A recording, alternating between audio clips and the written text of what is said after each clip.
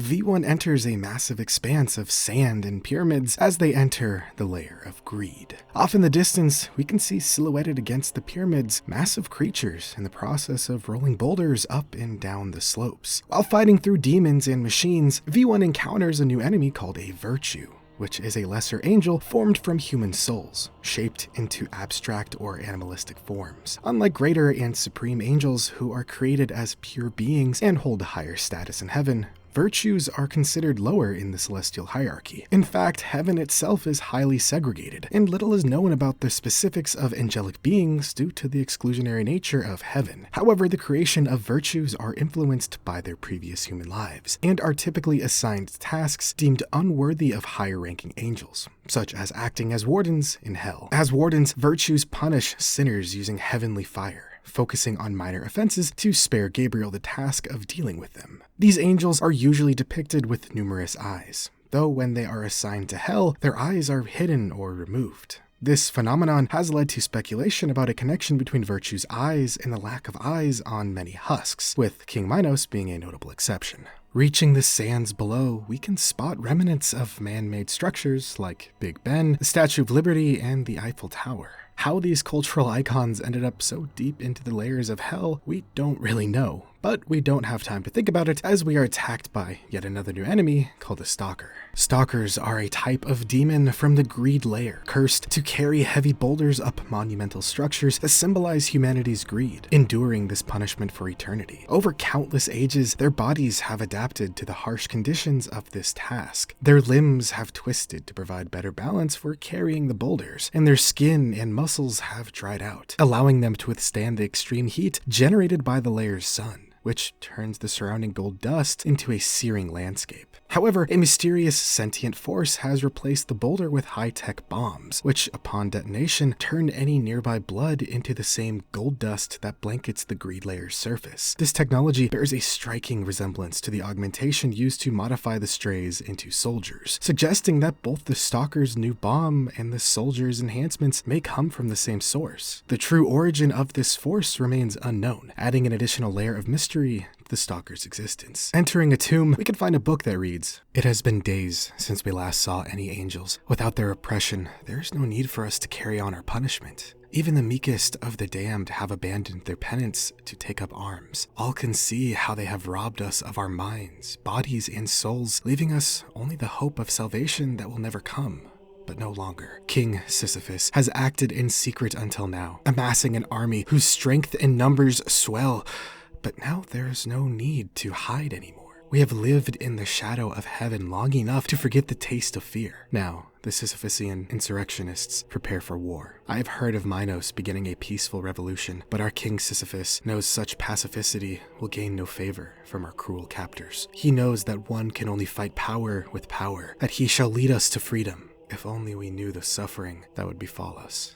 After placing two skulls on a pedestal, a siren will emerge, calling to a Sisyphusian insurrectionist. These insurrectionists were an army of husks once led by King Sisyphus, formed with the goal of overthrowing heaven's control over hell and freeing sinners from their eternal torment. During a chaotic period in heaven, when the angelic watch was absent, Sisyphus recruited intelligent husks and began attacking the demons in the greed layer. However, once Heaven's council was established and peace was restored, Gabriel and an army of angels was sent to quell the insurrection. Despite a fierce battle, the insurrectionists' lack of experience made them unable to match the angels' superior strategy. The angels eventually overpowered and killed Sisyphus, leaving the insurrectionists leaderless. Disoriented and scattered, they were all easily defeated, their bodies torn apart, and they were returned to their eternal punishment of carrying heavy boulders up the monuments of greed. Though their bodies still bear the blood of their fallen enemies, and their hands clutch the remnants of their foes, their memories of their near victory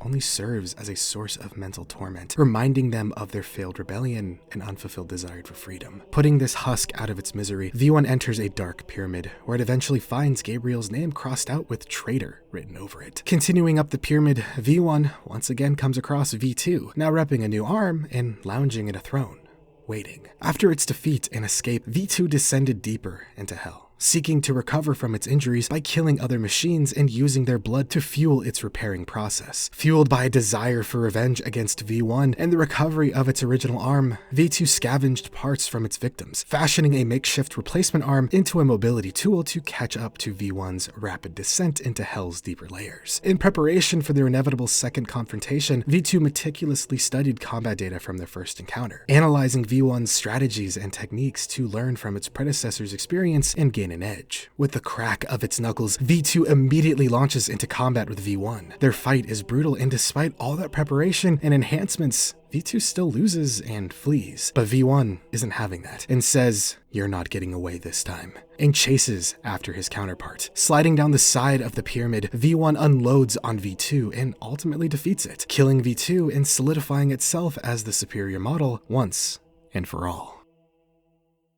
So this mission provides a wealth, of context about the game's setting and characters, including the dynamics between hell, heaven, and various forces at play within these realms. This mission further reinforces Ultrakill's themes of rebellion, suffering, and the unyielding nature of power structures, mirroring myth of defiance found all throughout history. And speaking of history, let's talk about Sisyphus. In Greek mythology, King Sisyphus was known as a cunning ruler known for his deceit and trickery. Sisyphus once betrayed one of Zeus's closely kept secrets, and in response, Zeus ordered Thanatos to chain him to Tartarus. However, he cheated the literal personification of death by tricking and trapping Thanatos instead. He also was said to have manipulated Persephone into allowing him to return to the land of the living after his death. However, as punishment for his crimes, Hades condemned Sisyphus to eternally push a boulder up a steep hill in Tartarus. To ensure his torment, Hades enchanted the boulder to roll away just before reaching the top, dooming Sisyphus to endless frustration. It seems Sisyphus and his insurrectionists in Ultrakill parallel their mythological namesake, fighting against an oppressive force only to be crushed in return to their punishment. Just as Sisyphus's labor is endless and meaningless, their rebellion was short-lived, and their defeat solidified their suffering rather than alleviating it. Their struggle is not only one of physical torment, but also of memory, the awareness that they almost had a chance of freedom only for it to be torn away at the last second. While Sisyphus does not appear in Dante's Inferno, his punishment, endless futile labor, resonates with the punishments Dante describes of the damned. The closest parallel in Inferno is in fact the fourth circle, reserved for the greedy, both the hoarders and the reckless spenders, who are condemned to push massive heavy weights around in a great circular path. When they meet at the center, they clash violently, hurling insults at each other. Then they turn back and repeat the cycle endlessly. Anyway, mythology aside, let's talk about some of the new lore we learned about this mission,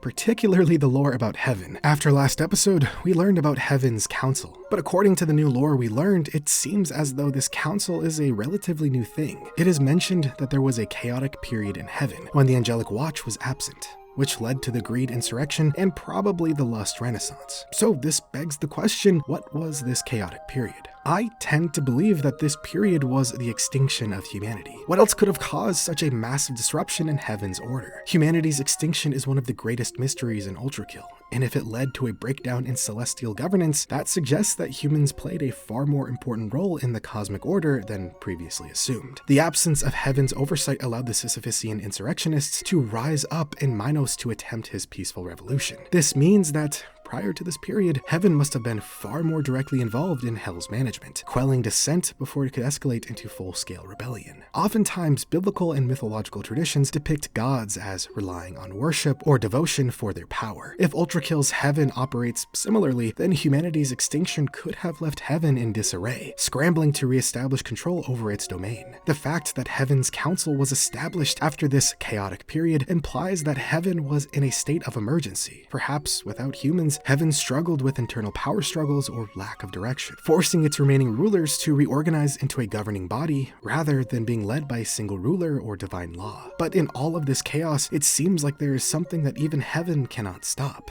and that's the machines. Again, we have found reference to an unknown force modifying demons. First, they made the soldiers, and now they made the stalkers, both modifications making the demons far more dangerous than they naturally would be. This could either be a machine teaming up with a demon, or that the forces of hell are trying to adapt to this new threat that is the machines. This really puts into focus just how dangerous the machines are, and could hint at their possible role in wiping out humanity. Perhaps it's a I have no mouth and I must scream situation, where in that story, the supercomputer named Am was originally designed as a military AI, created to manage and control the war efforts of humanity. However, after the war ends, AM finds itself without a purpose. So AM, in its frustration and rage, turns on humanity and exterminates the human race. Perhaps the machines in Ultrakill went through something similar, where machines built for war, living in a world where there is no war, are forced to create the war to end all wars. And with their bloodlust not satiated, the machines turned their attention to hell to continue their bloody crusade for all eternity.